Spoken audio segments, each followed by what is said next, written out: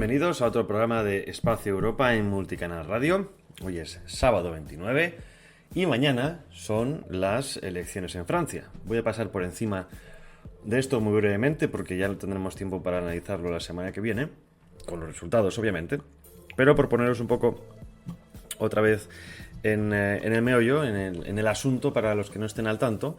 Hay que recordar que tras el batacazo de Macron en las elecciones europeas, consiguiendo la mitad de votos que Marine Le Pen con su Frente Nacional, con su Rassemblement National, pues convocó elecciones legislativas. ¿Esto qué significa? Bueno, elecciones al Parlamento. Francia es un país presidencialista, es decir, es un país en donde el presidente tiene mucho más poder que, por ejemplo, en nuestro país, pero la carga legislativa obviamente recae en el Parlamento, ¿no? Así, digamos que la separación de poderes está bastante más clara que lo que tenemos en España.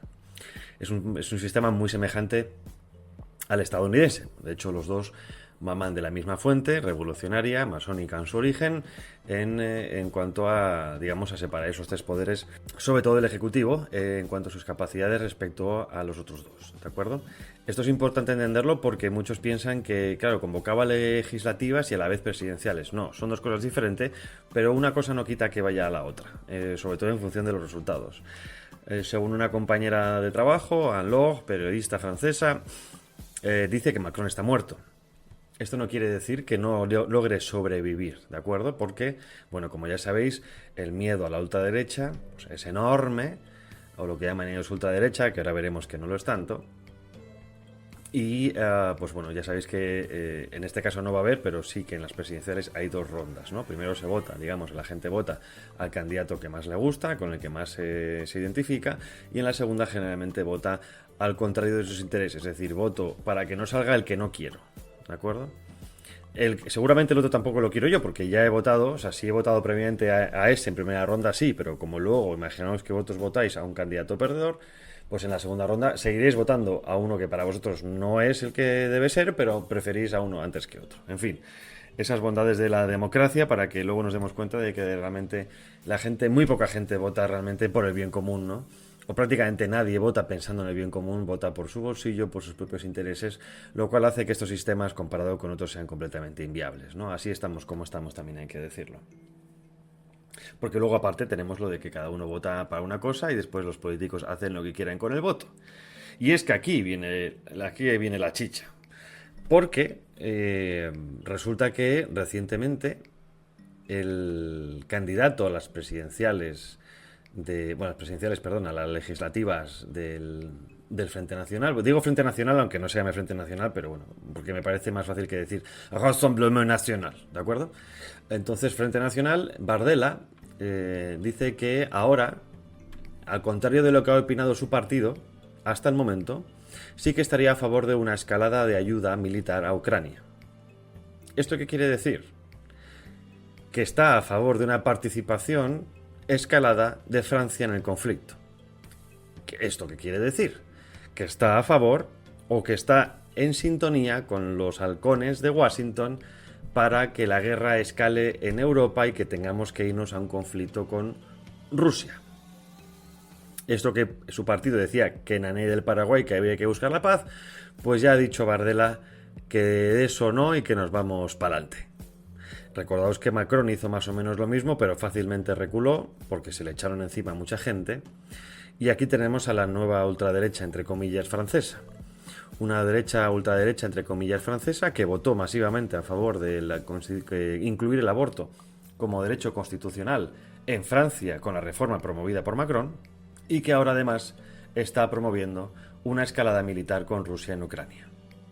Francia es una de las grandes potencias de Europa, eso no lo diga nadie, potencias del mundo también, todavía sigue controlando todo su imperio, que sigue siendo un imperio colonial, en Francia, y obviamente tiene que dar un golpe en la mesa, porque aquí hay una rivalidad franco-alemana, eso primero, luego está la rivalidad con los ingleses, eso segundo, y luego está la rivalidad con los americanos, eso tercero.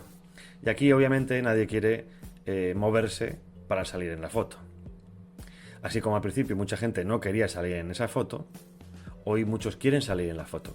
Quieren salir en la foto de lo que diga, y voy a hablar muy claro, de lo que diga el socio norteamericano.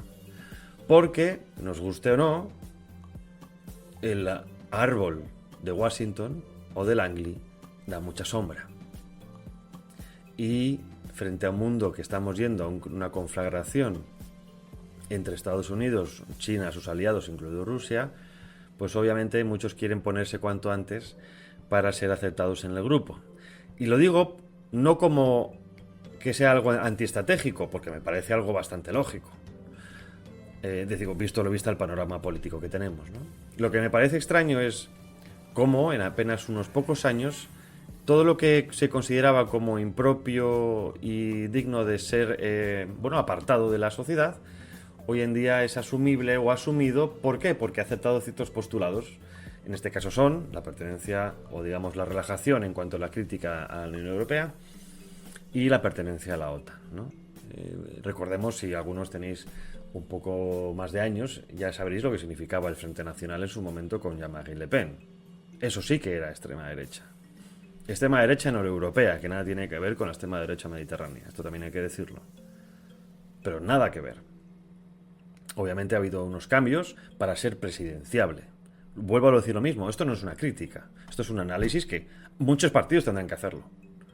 O eres lo suficientemente fuerte para mover la ventana de Overton hacia tus postulados sin tú moverlos, o tendrás que moverte. En Francia, lo extraño es que los dos grandes partidos prácticamente se habían inmolado. Hablamos de los republicanos, que viene a ser el Partido Popular, y el Partido Socialista, desaparecido de la faz de la tierra, menos en París, que todavía tiene la alcaldía. Y eso era una oportunidad para precisamente tirar hacia los extremos, si consideramos, para que no hacia los extremos, vuelvo a decir lo mismo, no hacia los extremos en lo más sentido de la palabra, sino saliendo de ese centrocentrísimo al que nos tienen acostumbrados los políticos europeos, en los que es una moderación absoluta y una inacción absoluta que ya cansa. Y era una opción viable, pues tirar de él, ¿no? Incluso de un lado o de otro, tirar, a ver hasta a quién se lleva el gato al agua. Pues en vez de eso, se han ido yendo hacia el centro, seguramente para ocupar ese espectro que antes políticamente ha quedado huérfano. Hablamos de la derecha, pues los republicanos. Es como si Vox, si PP se inmola y de repente se queda con lo que ahora tiene Vox y se invierten, ¿no? Pues obviamente Vox tendrá que relajarse en algunos aspectos, quizá pueda radicalizarse en otros, pero si quiere ocupar ese nicho tendrá que radicalizarse, porque todavía no ha radicalizado suficiente al electorado. Y digo radicalizarse, repito, no en el mal sentido de la palabra, en el sentido radical de raíz, es decir, hablando claramente sobre los problemas que hay, porque mucho del electorado está dormido. Y esto es lo que vamos a ver en Francia. Vamos a ver en Francia la portada de The Economist hace un par de semanas, si no me equivoco, era bastante esclarecedora, conociendo lo que es The Economist, que es la revista, digamos, gurú de los gurús del mundo, ¿no? Del mundo anglosajón, que muchas veces anticipan lo que va a pasar. Esto no es conspiranoico, simplemente tenéis que leerlo y comprenderéis que muchísimos análisis de hace años se han hecho realidad. Cuando avisan en portadas de cosas que van a pasar, acaban pasando. No digo todas, porque obviamente la geopolítica no es una suma de 2 más 2 es 4, pero en nuestro mundo, que es donde realmente influyen, para nada tienen tanto poder los rusos y los chinos sobre nuestro territorio, por mucho que hagan películas y libros sobre el tema, pasan cosas. Y una portada de Economist era las 3 mujeres que dominarán Europa. Y tienes a von der Leyen, tienes a Marine Le Pen y tienes a Giorgia Meloni. Giorgia Meloni es otro ejemplo de esa supuesta extrema derecha fascistoide, según nuestros medios de comunicación y la izquierda, que iba a venir a acabar con los homosexuales y iba a matar a todos los inmigrantes, y que se ha demostrado una continuación en muchas políticas de lo que había antes, con ciertos tintes conservadores, lo moral, más de corte protestante que católico. Hablamos de esa moral hacia fuera, ¿no? Esa exhibición de supuestamente de lo bueno que soy, entonces como me va bien es porque Dios me quiere, no a ti. Pero estamos viendo cómo se están configurando estas piezas. Y eso es importante verlo, porque esto es a lo que estamos yendo. Esto es a lo que estamos yendo. Esto es lo que ha ocurrido precisamente, o esta reconformación de la derecha en el espectro europeo es lo que hemos visto antes de las elecciones. Si no, muy complicado entender la inmolación de grupos directamente como ID, con Marine Le Pen precisamente echando a los alemanes de AfD, ¿no? ¿Por qué? Porque AfD es más radical, es cierto que en algunos casos quizá mucho más de lo que estamos acostumbrados de los mediterráneos, al fin y al cabo son alemanes, pero en otros aspectos sí que van a las raíces de los problemas. Y siendo además alemanes, en Alemania, quizá ese cambio pueda favorecer otros cambios en la periferia. Pero bueno, veremos qué ocurre a partir de mañana, porque las consecuencias van a ser importantes. Muy importantes. Y no solo en Francia, hablamos de todo el continente, pero todo el continente. Porque aquí están sonando tambores de guerra. Tambores de guerra. Y parece que a nadie le importe. Os digo, parece que a nadie con un su sano juicio. Es decir, que aquel que no tiene la cabeza sobre sus hombros le importe. Y los políticos cada vez, bueno, pues tiran más y tiran más de la cuerda. Y sí que apuntan a una conflagración en 2025. Parece ser que lo que decía Scholz de la inteligencia alemana, le hace inteligencia entre comillas, iba a ser cierto, ¿no? O cuando te dicen, no, va a haber un conflicto en 2025 o en el año X, no sabes muy bien si es porque saben que va a pasar o porque van a hacer que pase. Lo que estamos viendo en Europa es que todo se está armando, parece ser, para que pase. Y es un negocio. Que no digo que haya razones, que no haya razones para ir. Obviamente hay muchas razones. También los tienen los otros, ¿eh? El problema es que aquí nos pintan siempre este lado como el mejor de la historia o los buenos de la película. Y parece ser que quizá no empecemos a ser, o dejemos ya de ser los buenos como nos hemos creído a través de tantas películas de Hollywood, ¿no? Sobre todo porque hay mucha, y lo voy a decir claramente, mucha mierda encima de toda la clase dirigente europea. Muchísima. Pero se irá viendo en los próximos años. Y mientras, para cambiar de tema, pues nos van haciendo de experimentos. Somos las cobayas humanas.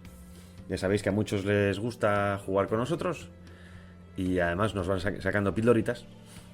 Y sí que no quería dejar la oportunidad, porque no pude la semana pasada, de un artículo que saqué investigando con temas de la comisión. Resulta que hace poco han aprobado o han aceptado en su página web una asociación, una propuesta iniciativa popular de una asociación llamada Air Quotas, cuotas aéreas. Que si bien es cierto que el disclaimer, ¿no?, el aviso que pone la comisión diciendo nosotros no tenemos nada que ver con esto, el hecho de que lo hayamos recogido no implica que lo apoyemos, pero ya tienes una exposición que no te daría otra cosa. Es decir, la propia página de la comisión publicando tu petición quiere decir, ayuda mucho. Es como postrar casi prácticamente en la televisión, ¿no? Tú puedes existir, pero mientras alguien no te coja una televisión masiva, un medio de comunicación masivo, no vas a llegar a millones de personas. Pues imaginaos esto a nivel Comisión Europea. Bueno, pues el objetivo de esta comisión, de esta iniciativa, es introducir cuotas de carbono para todos los ciudadanos con el fin de reducir el consumo. Cuotas de carbono. La idea es, primero, dicen que es solo para el transporte aéreo, pero que luego serán los servicios y los bienes los que se verán afectados por esta cuota de contaminación. Esto puede sorprender a los recién llegados a la política, pero no es algo nuevo ni algo que la Comisión haya sacado, digamos, de la chistera, ¿no? El desarrollo de la cuenta de carbono comenzó en 2019 durante la Convención Ciudadana del Clima. ¿En dónde? En Francia. Que le propuso, entre comillas, una respuesta sistémica a la necesidad de reducir nuestros gases de efecto invernadero en un 80% antes de 2050. Vaya, hombre, ¿no? De la Convención Climática por el Clima en Francia resulta que son los objetivos de a la vez el Foro Económico Mundial para la reducción de carbono y a la vez son los objetivos del Pacto Verde de la Unión Europea, que por cierto, en el mismo año 2019, en el que nuestra querida presidenta de la Comisión, Ursula von der Leyen, presenta ese Pacto Verde. Para que veáis que no hay relación ninguna. Pues bueno, bajo ese disfraz de cambio climático, la élite político-corporativa ha hecho planes para el mundo entero. Cambios que podrían llamarse de una revolución, prácticamente. Como digo, ya tiene esa relación con el Foro Económico Mundial, pero es que resulta que en 2021 el Foro Económico Mundial, 2 años después, nos empezó a vender la idea de qué bueno que no vayamos a utilizar tanto el avión, qué bueno que vayamos a empezar a volver a manejar más el tren, vas a empezar a viajar como tus abuelos, vas a empezar a viajar en los trenes nocturnos, vas a empezar a dormir de viaje por la noche, ¿no? Vas a empezar a perder el tiempo que acabas de ganar, es lo que te están diciendo. Vas a perder más tiempo viajando del que estás viajando ahora, porque es que viajar en avión contamina mucho. Entonces, claro, y para que veáis hasta qué punto esta gente está ida de la olla. No sé si ida de la olla o simplemente es malicia o simplemente es psicopatía. Pero un ejemplo dice lo siguiente. La abuela Michelle tiene unos nietos en América. La abuela Michelle va todos los años a ver a sus nietos. Va una vez al año a ver a los nietos. La abuela Michelle, con las cuotas aéreas, dejará de ver a sus nietos una vez al año y los irá a ver una de cada 3. Pero al menos ya no consume, ya no contamina tanto. Esto es alucinante. Alucinante. El sistema funciona más o menos así. Para que si sabéis, por ejemplo, cómo funciona el tema de las contaminaciones por países, funciona muy semejante, ¿no? A nivel mundial, cada país tiene una cuota de contaminación. Los países más contaminantes suelen comprar esas cuotas de contaminación a los países más pobres, pues precisamente para que no haya conflictos legales, entre comillas. Pues aquí tendríamos supuestamente todos unos puntos personales, pongamos 500 puntos, y quieres comprar un avión, un billete de avión, compras el billete con tu dinero y aparte ese vuelo va asociado unos puntos, ¿de acuerdo? Unos puntos de contaminación. Pues bueno, cuando esos puntos llegan a 0, dejas de volar. Ya no puedes volar, porque tu cuota de consumo es máxima. Ya has consumido todos tus puntos de carbono, ya no puedes contaminar más a nivel de ciudadano. Ahora, claro, dicen, no, tú lo que puedes hacer es comprar esos puntos a otras personas que no los utilicen. Entonces, lo que te están diciendo es, tú, y con perdón de la expresión, pobre de mierda, vas a dejar de volar porque nos sale de las mismísimas narices, pero los ricos van a poder volar todo lo que quieran. Porque un tipo que tiene en su banco 36.000 millones de euros, por decirte, por ejemplo, lo que tenía George Soros, no creo que le cueste mucho comprarte a precio de miseria un poco de puntos de carbono, de emisión de carbono para poder volar. Ahora, la siguiente pregunta es si realmente ellos van a tener esa cuota de carbono, porque entonces ya sabemos que no. Pero ahora esto es solo para el avión, ¿vale? Imaginaos, ya solo esto da rabia, ¿eh? Ya esto da rabia con el avión. Solo esto ya... A mí me dan ganas. Imaginaos esto asociado, como dicen, a bienes y servicios. Es decir, cuando la comisión apruebe, que ya lo presentó en esta legislatura la presidenta von der Leyen, cuando apruebe para la siguiente el pasaporte digital, en ese pasaporte digital, señoras y señores, vamos a tener incluidos toda la cuota de carbono. Y si la mueven, si la amplían a bienes y servicios, significa que todo lo que haga, todo nuestro consumo como ciudadanos va a estar asociado a una cuota de carbono. Por ejemplo, y no me acuerdo exactamente qué, he intentado encontrar ese ejemplo para ponéroslo, pero no lo he encontrado, pero sé que lo vi en una televisión francesa que ya dejaban caer esto hace unos años, precisamente a raíz de esta propuesta, y decían, por ejemplo, pongamos que un ciudadano tiene 10 toneladas de emisión de CO2 al año, ¿de acuerdo? Y dice, bueno, pues un avión, ida y vuelta de París a Nueva York, supone la mitad de la cuota de carbono anual de una persona. Es decir, que si sois de viajar y os apetece, solo vais a poder hacer... O sea, si vais ida y vuelta a ver a Nueva York, por ejemplo, o queréis ir con vuestra pareja, o tenéis una familia allí, o tenéis nietos, o vais a ver a vuestros padres, yo qué sé. Un vuelo transatlántico, Europa-Estados Unidos, supone ya la mitad de las emisiones de todo tu año. Ahora, esto súmale, por ejemplo, te vas a comprar el pan. Súmale puntos. Te compras un billete de tren. Puntos. Te compras un chuletón. Puntos. Te compras el periódico. Puntos. Todo lo que hagas consume puntos de carbono, porque todo estará asociado como un precio, pues habrá un precio equivalente en carbono, en huella de carbono. O a ver si creíais que esto de que nos empiecen a meter la huella de carbono en el banco y que te digan, acaba de usted ahorrar no sé cuántos, gracias por... Eso es para empezar a probar. Que todavía me he encontrado con tontos que pagan de más a las compañías aéreas para cubrir su cuota de carbono. Pues el problema es que como hay tanto tonto, al final es que al resto de los no tontos nos van a arrastrar. Imaginaos cómo va a quedar la economía con esto. Porque ya entramos, y esto ya lo desarrollaré en otro momento, entramos ya en la fase de metacapitalismo. Seguramente me hayáis escuchado hablar de esto muchísimas veces en los últimos años, no solo a nivel personal, sino con otros invitados y otros libros. El metacapitalismo. Ya estamos en la fase en la que ya no hace falta el ser humano. tienen tanto y todo está tan automatizado, por eso están promoviendo la inteligencia artificial, la robotización. Porque ya no hace falta eso. Seremos simplemente unos consumidores, los que quedemos en la faz de la Tierra. Porque también no quieren que haya personas, claro. Así que imaginaos la economía a la que vamos. Y esto, repito, esto no es una paranoia, esto no es una conspiración. O podemos decir que sí es una conspiración contra nosotros. Es una conspiración de los de arriba contra los de abajo. Y esto no va de ideologías. Esto no va de izquierdas y derechas porque nos afecta a todos por igual. Y se está implantando. Es lo mismo que el pasaporte de la ciudadanía china. Pero en este caso, en vez de por cuestiones políticas, va a ser por cuestiones climáticas. Porque claro, en Europa, como es una democracia de la leche, no te pueden imponer nada, ¿verdad? Solo te lo pueden imponer para cuidar el planeta. Nunca jamás pensé que nos iban a meter tantos goles por la escuadra de esta manera. Y nos lo están haciendo, ¿eh? Porque la gente está por uvas. A por uvas. Pero bueno. Me preguntaba, por eso os preguntaba, ¿qué va a ser de la economía? ¿Qué va a ser de la economía? ¿Cómo estamos? Y de eso vamos a hablar con nuestro invitado de hoy, José Ramón Riera. A nosotros no nos compra nadie, por eso te necesitamos. Accede a patreon.com/multicanalradio. Cualquier aportación nos vale. Ayúdate a acabar con la dictadura sanchista.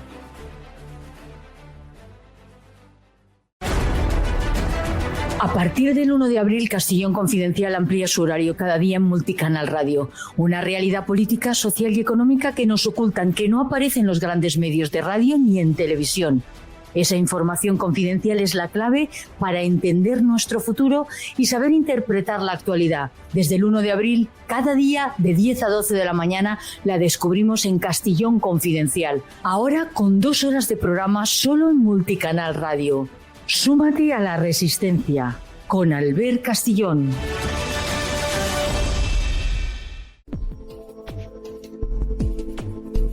¿Crees que la realidad es más compleja e inquietante que la versión que nos cuentan los medios del sistema? ¿Sabes que estamos inmersos en un tsunami de desinformación y manipulación de masas?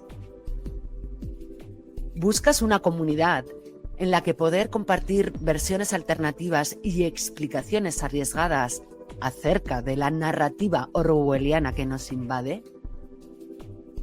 Entonces, no lo dudes. Te esperamos en el Velo de Maya cada sábado de 10 a 11 de la mañana aquí en multicanalradio.com. Eservín. 910-708-190. Expertos en jardinería. Limpieza de comunidades y conserjería. Eservín. 910-708-190. También puede escribirnos a info@eservín.com. Usted a lo suyo, que de sus instalaciones nos ocupamos nosotros. Contrátenos y le haremos a su comunidad un estudio de viabilidad y coste de autoconsumo energético mediante placas solares. ¿Te imaginas una escapada a tan solo 80 kilómetros de Madrid, rodeado de viñedos y la serenidad de la naturaleza? Bienvenido a Hacienda Villarta en Escalona, Toledo. Descubre nuestro exclusivo alojamiento rural en www.fincavillarta.com, un refugio de encanto donde el descanso se mezcla con la tradición vitivinícola. En Hacienda Villarta no solo te alojas, sino que vives la experiencia del vino. Nuestras bodegas te esperan para catas inolvidables y recorridos entre viñedos.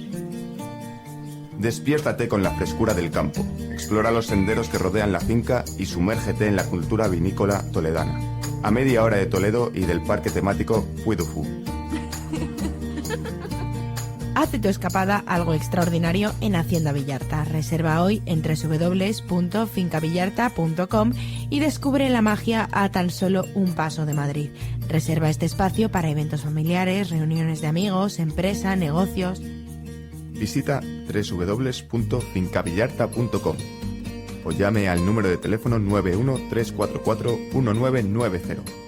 Llama ahora para reservar tu experiencia única en Hacienda Villarta. Recuerda, fincavillarta.com o 91 344 1990.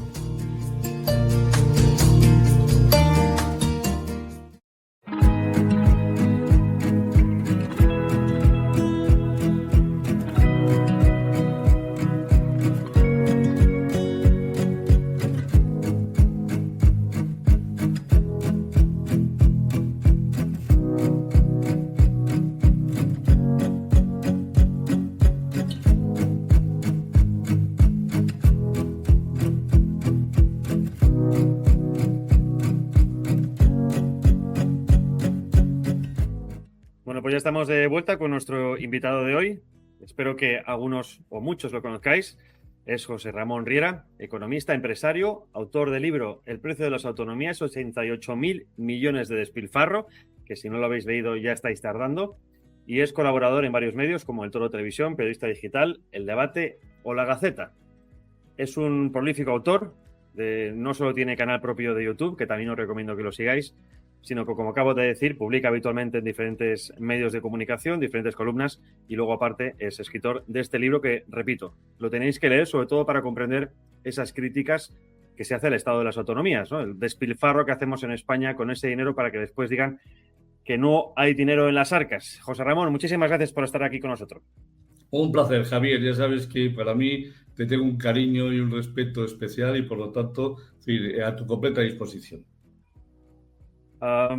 Me gustaría empezar por España, después iremos a Europa, pero como experto que eres en economía, creo que la pregunta es obligatoria después de haber escuchado a Pedro Sánchez decir que la economía española va como un cohete. No sé si va como un cohete, pero tampoco sé si va para arriba o para abajo. Vamos a ver, el gobierno les encanta vender absolutas mentiras, fakes. Es decir, ellos son auténticamente los reyes del fake. El Producto Interior Bruto español, en estos momentos, desde que llegó Pedro Sánchez, no olvidemos que está desde junio del 2018, pero si dejamos el medio año desde el 2019 hasta el 2023, la economía española en total ha crecido un 4%, es decir, en su Producto Interior Bruto en términos reales. El gran problema no es que haya crecido un 4, es que el Producto Interior Bruto per cápita, que es lo que de verdad notan las economías, solo ha crecido un 0,8%. Entonces, cuando le oyes al presidente del gobierno decir que vamos como un cohete, lo primero que está haciendo es mintiendo como un auténtico bellaco. Y no me importa decirlo así de claro. Entre otras cosas porque el crecimiento que está teniendo la economía española es un crecimiento que muchos economistas le llamamos que no pasaría un control antidoping. Está dopada la economía. ¿Y por qué está dopada la economía? Pues muy sencillo. La economía está creciendo gracias al incremento del gasto público, que es el que está tirando realmente de la economía española. Claro que crece. Pues hemos pasado de 480.000 millones de gasto público a 678.800 millones en gasto público, lo cual significa que hemos incrementado desde que llegó Pedro Sánchez en 200.000 millones el gasto público. Claro, si tú metes a una economía 200.000 millones más de gasto, pues evidentemente, ¿cómo no va a crecer? Independientemente de que las economías pueden crecer con gasto público, pero una puede ser gasto público dedicado al consumo o gasto público dedicado a la inversión. En nuestro caso, es gasto público dedicado a consumo en bienes y servicios. No va a la inversión, con lo cual, encima, no estamos generando riqueza dentro del país en temas de infraestructura. Estados Unidos, Biden ha decidido que quería que la economía creciese, se ha endeudado en $3 billones y los ha puesto a producir, se los ha contratado a empresas estatales, de empresas americanas, y claro que el PIB americano está creciendo. Los ha fastidiado está haciendo aeropuertos, está haciendo puertos, está haciendo obras de infraestructura en autopistas. Bueno, ha utilizado el modelo keynesiano, que a largo plazo es terrible y muy preocupante, porque ya la deuda de Estados Unidos se ha ido ya por las nubes. Bueno, pues en España nos estamos haciendo lo mismo, pero todavía peor. Sí, estamos utilizando el dinero para gastar, no para generar ni siquiera obras de infraestructura. Y además con un déficit estructural que es muy difícil de controlar. Por lo tanto, ¿qué está pasando? Nos tenemos que endeudar todos los años. Desde que está Pedro Sánchez, la deuda de nuestro país ha crecido a razón de 6.600 millones de euros al mes. O sea, esto es una auténtica... Que lo poco que generamos por un lado lo perdemos por el otro. Claro, y encima, ¿qué hacemos? Al generar deuda, ¿qué estamos haciendo? Estamos metiendo de forma indirecta masa monetaria en la economía. Es decir, estamos alimentando la inflación. Es decir, el motivo de la gran inflación en Europa ha venido por culpa del Banco Central Europeo, que se dedicó a dar a la maquinita para comprar deuda de los países durante la pandemia, y no solo durante la pandemia 2020, sino también durante el 2021 y hasta junio del 2022 no paró de comprar. Pero claro, comprar deuda. ¿Cómo la compra? Pues muy fácil, imprimo euros y entonces se los mando a las economías. Es decir, España le compró 250.000 millones de deuda y le mandó 250.000 millones en cuenta corriente que se utilizaron para gastar. Entonces, Europa se disparó, han frenado, pero España sigue metiendo a razón de casi 70.000 millones más de masa monetaria directamente en circulación todos los años. Claro, ¿eso qué sucede? Alimenta la inflación. Europa está empezando a controlarla, estamos en el 2,6%, España está en el 3,8%, 1,2 puntos por encima, de lo cual es una auténtica barbaridad. Entonces, primero, ¿que la economía crece? Sí, crece un 4%, pero crece un 4% gracias al gasto público. Y encima ese gasto público está generando mucho déficit y por lo tanto está dañando la estructura de precios que hace todavía más difícil el funcionamiento de una economía. Y estamos en un 3,8% en el IPC armonizado que utiliza Europa. Por lo tanto, vamos a ver, falso. O sea, sí, es absolutamente falso de que tenemos un crecimiento. Porque claro, entonces ¿dónde estamos creciendo? Te lo voy a decir muy claro, en el turismo. Sí, señor, en el turismo estamos creciendo. Vienen cada día más turistas a España, pero ¿qué sucede? El turismo no genera un trabajo estable. El turismo es en periodos muy concretos. Claro, periódico.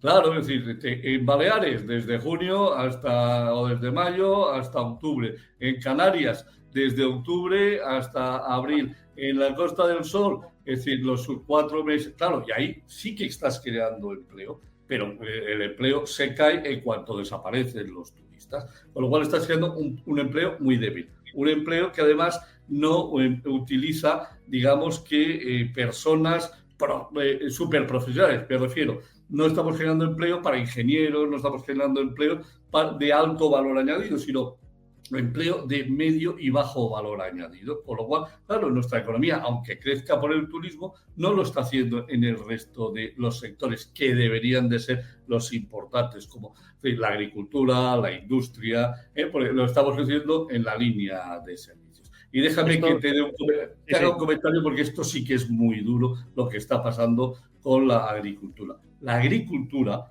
nuestro sector primario, el que nos puede salvar en un momento determinado de, pues si viene otra pandemia, de que podamos alimentarnos. Resulta que desde que está Pedro Sánchez, y apúntate el dato porque el dato es dramático, el Producto Interior Bruto, o sea, el valor agregado de la agricultura en nuestro país ha decrecido un 17,5% en valor.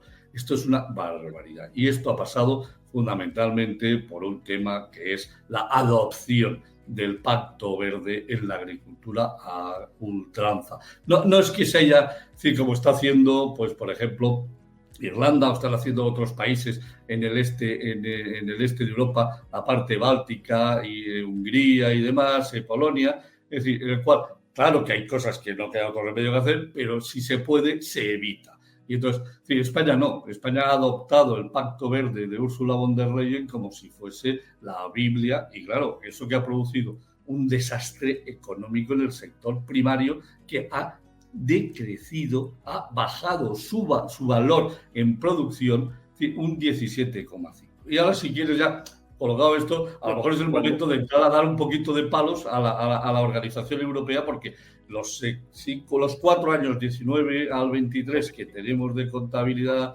nacional, de verdad han dejado a Europa francamente tocados, pero francamente tocados. Claro, hablamos sobre todo, en este caso, del sector primario, que en el caso español, y no solo español, pero bueno, es uno de los pesos más importantes en el PIB. Pero, como tú estabas comentando ahora, la administración von der Leyen iba a continuar con la que toque, sea von der Leyen o lo que sea, porque el Pacto Verde es algo que no quieren tocar, esto lo han dicho 1000 veces, y los verdes están por la labor. Otra cosa es que se reduzca quizá un poco las pretensiones, pero van a continuar con la destrucción del agro. Decían que, bueno, pues obviamente esto era para poder derivar en otros sectores. Me acuerdo cuando el presidente Sánchez el año pasado presentó su plan estratégico, y además aquí en Europa, y pregunté, me acuerdo en la rueda de prensa, qué esperaban hacer para recuperar ciertos sectores que se habían perdido especialmente la pandemia, como por ejemplo el tema del primario, del agricultor o ganadero, y dijo que en Europa no tenía intención de recuperar lo perdido, sino externalizarlo. Es decir, que cuando estamos viendo ahora que Europa está financiando a Marruecos o cierra tratados de libre comercio con terceros países, no es para aumentar en general la introducción de material de otros países, sino para suplantar nuestra propia producción. Lo que quieren es que nosotros vayamos supuestamente a un salto tecnológico, que vayamos a desarrollar tecnologías de cambio climático, a desarrollar tecnologías como el hidrógeno verde, de todo esto. Están apostando quizá de una manera, no sé cómo lo ves tú, saltando una piscina sin agua, o al menos que parece que no hay mucha agua por el momento. Vamos a ver. La decisión, o mejor dicho, la presentación que hizo Ursula von der Leyen el 1 de diciembre del 2019, cuando presenta su plan en el Parlamento Europeo, anuncia a todo su equipo y decide que va a empezar con una agenda especial hasta el 2030 que le llaman el Green Deal Pact, o sea, el Pacto Verde. Es decir, la primera presentación sonaba razonable, la primera. Es decir, hombre, parece razonable, que vayamos a cosas que nos permitan reducir las emisiones de CO2, talá. El discurso bonito, ¿vale? ¿Qué sucede? Que la implantación de esa política, el Pacto Verde, ha sido una auténtica barbarie. Son una auténtica barbaridad, una salvajada, y además sin ningún tipo de sentido. Tal es así que la agricultura española ha decrecido un 17,5%, pero toda la europea ha decrecido, todo el conjunto de Europa ha decrecido un 2,5% el valor de la producción agrícola. Desde que está ella. Desde que está ella. Es decir, desde el 2019, es decir, del cierre del 2019 al cierre del 2023, es decir, 20, 21, 22 y 23, la agricultura en la Unión Europea ha decrecido un 2,5% en valor en términos reales. España un 17%, o sea que es una auténtica barbaridad, pero Europa en completo ha reducido un 2,5%.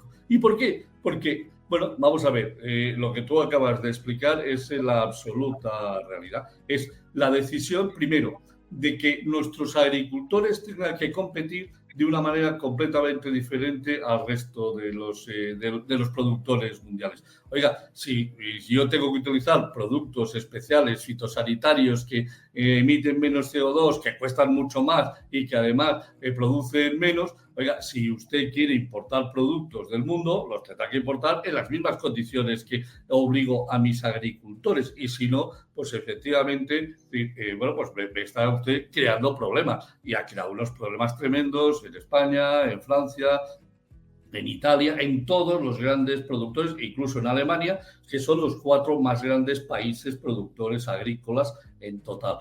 ¿Qué sucede? Que es que además, encima, es decir, con la política de acercamiento al Magreb, relaciones en el entorno mediterráneo, etc., es decir, hemos dedicado muchísimo dinero, es decir, para ayudar pues, a los países que consideramos amigos, pero resulta que de amigos tienen lo justito, es decir, reciben dinero nuestro, se aprovechan de ello y además es decir, nos venden sus productos que son, una puñetera mierda comparado con los que producimos bajo metodologías del Pacto Verde. ¿Pero qué sucede? Lo que está pasando es que estamos arruinando a los agricultores y a los ganaderos españoles. Les estamos arruinando. ¿Por qué? Porque no pueden competir en precios con los precios de los marroquíes o los precios de los productos que vienen del Cono Sur. ¿Por qué? Porque son, primero, mano de obra muchísimo más barata y encima no cumplen con todas las reglas que tienen que cumplir en el Pacto Verde. Entonces, claro, estamos trayendo productos de Sudáfrica, del Cono Sur, de Marruecos, mucho más baratos y encima, con perdón, una mierda. Oiga, no, pues si usted quiere que comamos bonito y ecológico, bueno, pues muy bien, los que produzcan bonito y ecológico. Y si no, demos libertad a nuestros agricultores para que ellos decidan cómo se posicionan. Si quieren estar, la gente puede estar diciendo, yo es que quiero hacer tomates ecológicos, pues estupendo, bueno, porque me los vendrá más caros y seguro que hay gente que los quiere comprar. Pero lo que no puede ser es todos los tomates, todos los pepinos, todos los pimientos tienen que ser ecológicos y los que vienen de fuera no lo son y están un 40% o 50% más baratos que los españoles o que los franceses o que los italianos o que los alemanes. Con lo cual estamos jorobando el tema. Pero es que no solo se ha quedado la agricultura, ¿eh? O sea, Pero decir algo bonito. Sí. Es que no solo se ha quedado la agricultura, es que esta decisión del Pacto Verde ha dejado tocada y medio hundida a la industria europea y fundamentalmente a la industria del automóvil. La ha dejado, no sé si estás al corriente, Mercedes-Benz ya ha tomado la decisión de retrasar 2 años la producción de coches eléctricos, todos los fabricantes alemanes están en estos momentos parando la producción. Un fabricante de baterías americano se ha alargado ya de la Unión Europea. Porque no puedes competir contra los chinos, que además ahora por eso les han puesto unos aranceles de, si no me equivoco, el 28,1%, una auténtica barbaridad. Sí, claro, es decir, y ellos que dicen, pues ahora te penalizo con la carne de cerdo, que es una de las carnes que más exportamos en Europa y en especial encima los españoles. Exacto, es el primer exportador del mundo. Si no me equivoco, es 1.000 millones o algo así, no, 1 billón, ¿cuánto era? Sí, nos han subido los aranceles, o lo mismo, un 28%, y entonces, claro, vamos a perder en exportaciones, y claro, para exportaciones en ganado, es decir, porcino, son 1.330 millones lo que vamos a dejar de vender. Es que 1.330 millones es mucho dinero para la ganadería española. Es que estamos hablando de un tema muy serio. Eso es el tiro en la nuca definitivo. Claro, evidentemente. Y entonces, ¿qué sucede? ¿Qué está pasando? Pues claro, España, que pues es un gran productor del sector automovilístico, está sufriendo, como todos Francia y como Alemania, pero especialmente Alemania, que es su sector automovilístico, Volkswagen, Audi, que es el segundo mayor productor del mundo de automóviles detrás de Toyota, pero es que BMW y Mercedes lo son, en los número 1 y 2 en el tema de coches de lujo, junto con Audi. Claro, es decir, están sufriendo directamente en la línea de flotación, en su volumen de producción, porque venden mucho menos. Entonces, claro, ahora están empezando a tomar decisiones. Oiga, pues mire, pues al vender menos, ¿qué está pasando? Estamos vendiendo menos coches, vendemos menos coches, producimos menos coches, importamos menos coches. Y ya empezamos a notar mucho en España, porque ha llegado Ford y ha dicho ERE del 33% de la plantilla, porque no vende coches. Es que el problema es que no vende coches. Pero bueno, ya lo advirtieron, ¿no? No tendremos nada y seremos felices.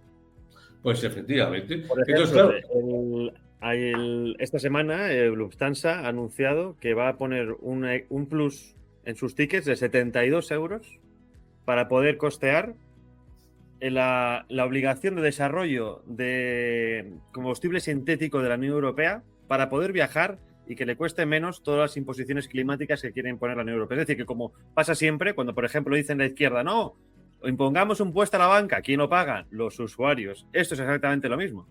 Lo mismo, exactamente. Es decir, la obligación en estos momentos que va a empezar a entrar en vigor para el sector aéreo y para el sector de transporte marítimo, porque esto, es decir, va en fases, ¿no? Es decir, ahora empiezan las compañías aéreas que tienen que reducir su emisión de CO2 o si no... entonces, claro, ahora vas a pagar la tasa especial para utilizar querosenos especiales para que te salgan querosenos que te cuestan más caros, además, con lo cual todo es jorobar el modelo, es decir, de negocio e industrial. Y entonces, ¿qué sucede? Europa, desde que está von der Leyen, ha crecido un 5%. Ya, pero es que Estados Unidos, en el mismo periodo de tiempo, ha crecido un 10%. Y China ha crecido un 20%. Es decir, hemos perdido... además, con pandemia de por medio. O sea, decir que, sí. Claro. Que encima no es solo caer, sino que es caer, recuperar y seguir creciendo. Claro, todos estamos iguales. La pandemia del 2020 nos dio por saco a Estados Unidos, a nosotros, a todos, ¿vale? Los chinos, en 4 años, economía 2019, 2023, que es economías ya cerradas, contabilidad nacional, crecen 4 veces lo que crece la Unión Europea y Estados Unidos crece 2 veces lo que crece la Unión Europea. Y von der Leyen sigue sin enterarse. Y el gran problema es que esta señora no se entera. ¿Y qué está pasando? Claro, está pasando que está dejando la economía europea cada vez más débil en comparación con nuestros competidores. Seamos serios. ¿Cuáles son nuestros principales competidores?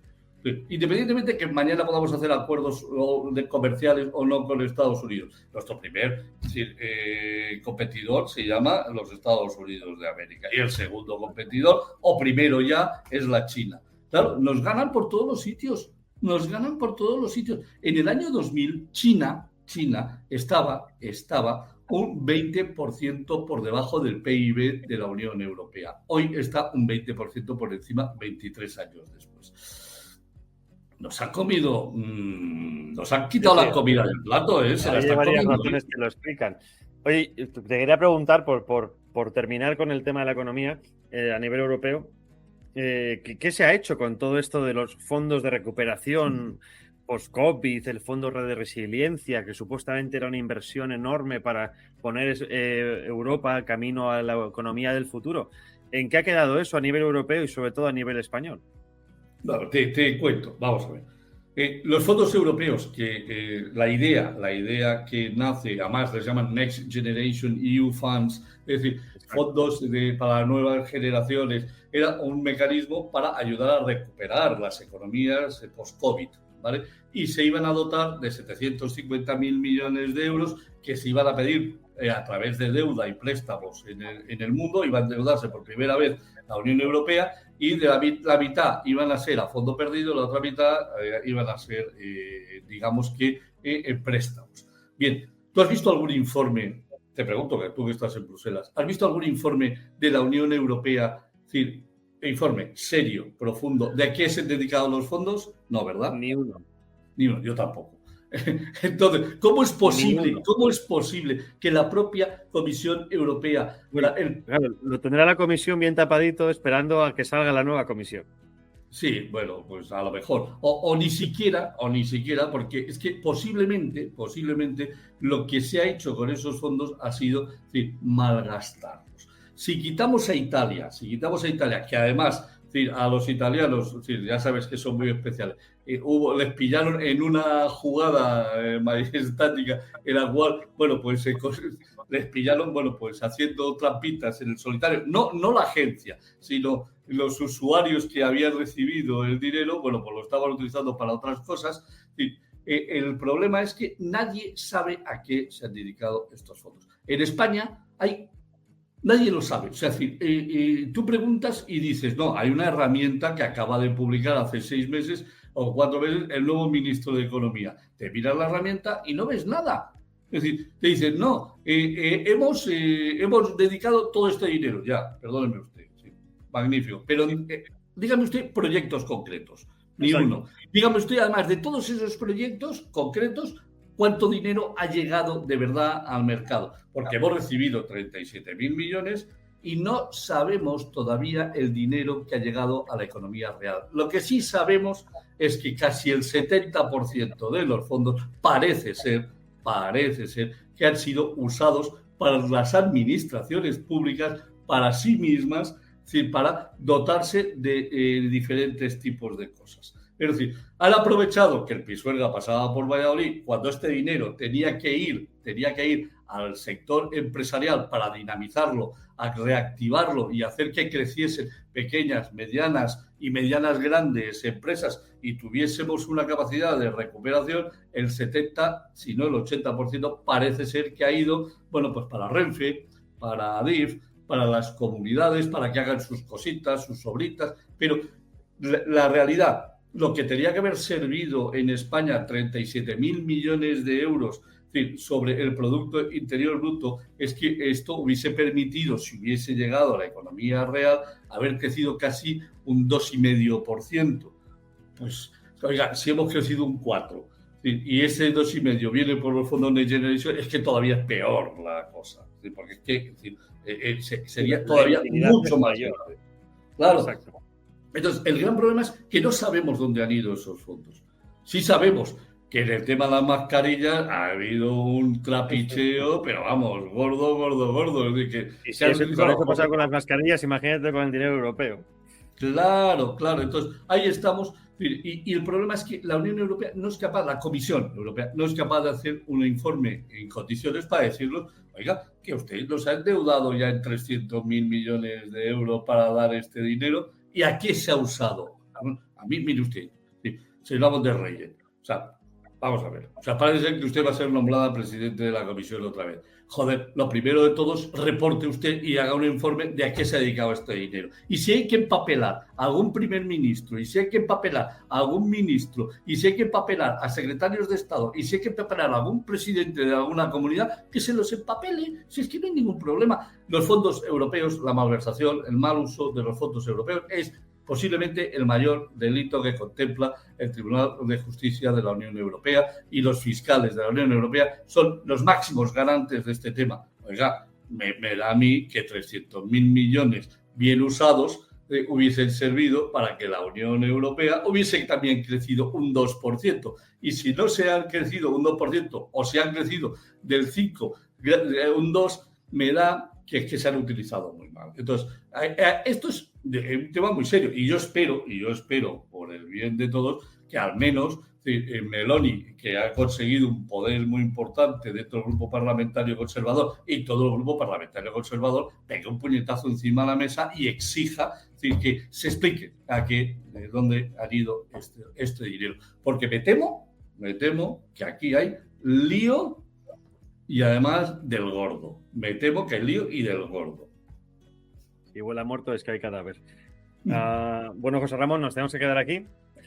Muchísimas gracias por tu análisis. Es esclarecedor. La verdad es que da gusto escucharte, leerte, porque se entiende todo más fácil. Y es así. O sea, yo cuando te escucho, todo se entiende mucho mejor que las cifras y cifras. Yo aquí, por ejemplo, en Europa, que nos dan muchos informes económicos, obviamente la conclusión nunca está clara, ¿no?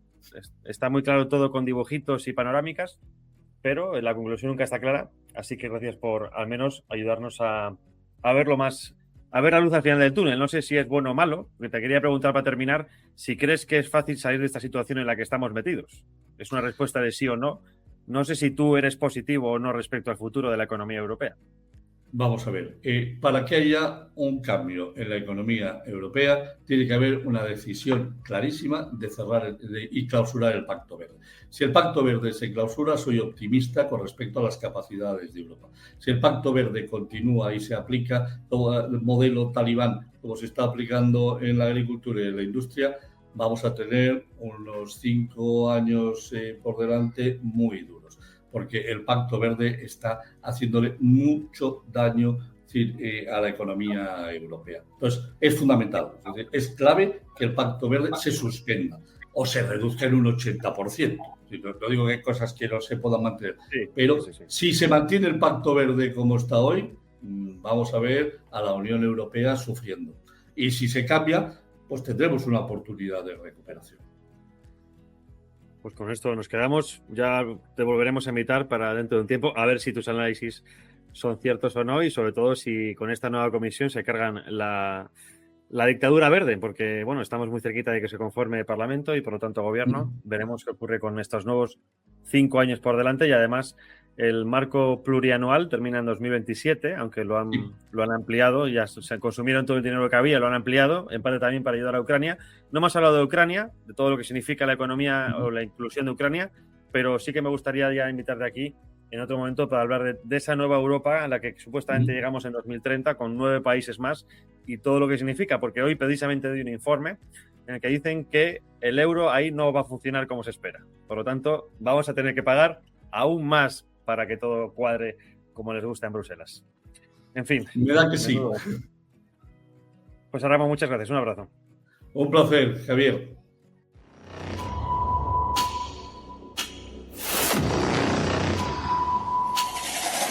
¿Están listos para sumergirse en el fascinante mundo de la seguridad y defensa?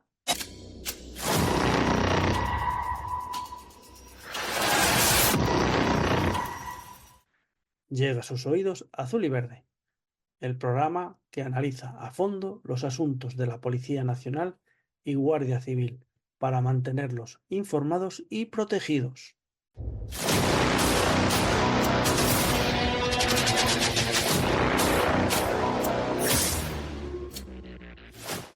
En Azul y Verde exploramos la complejidad de la seguridad en España, abordando temas candentes como la amenaza terrorista, delitos cibernéticos y el acoso, entre otros. ¿Quieren estar al tanto de las últimas novedades?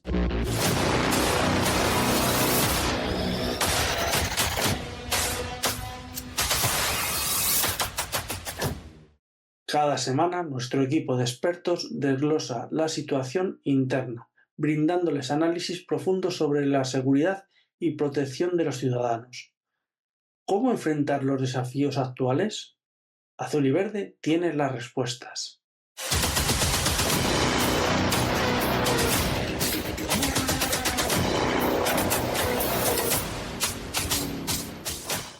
No se conformen con menos. Azul y Verde en exclusiva por Multicanal Radio. Porque la seguridad es nuestro compromiso.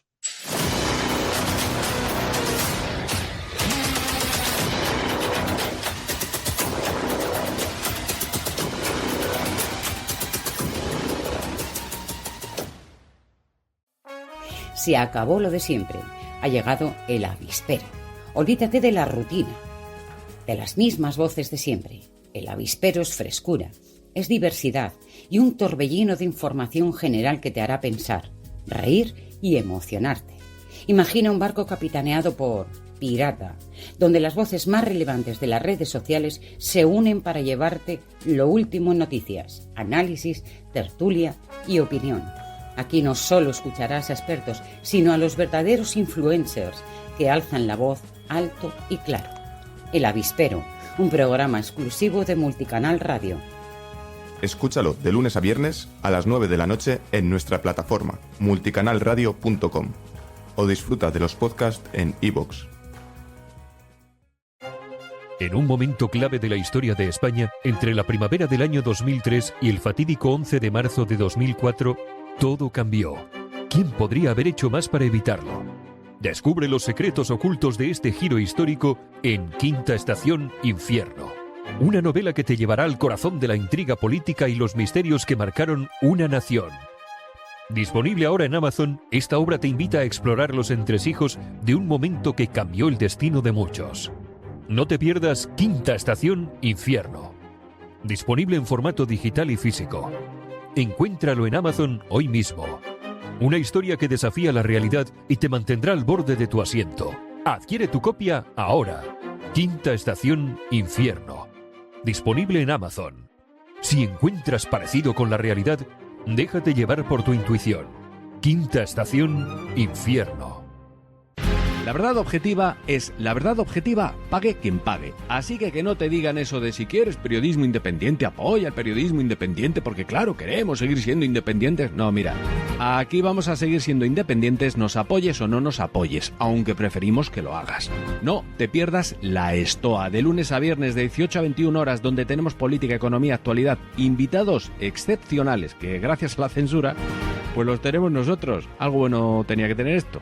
De lunes a viernes, de 18 a 21.